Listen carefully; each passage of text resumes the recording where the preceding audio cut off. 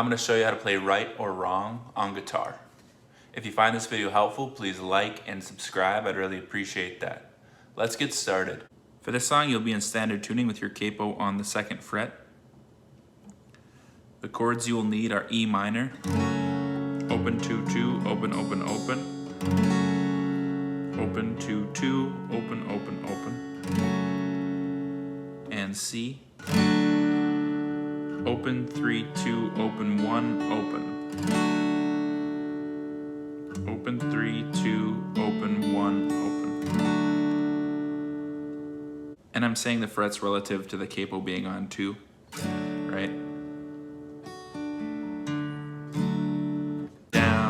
Rest, rest, down, up, rest, down, up, rest, rest, down, up, rest, down, up, rest, rest, down, up, rest, down, up, rest, rest, down, up, rest.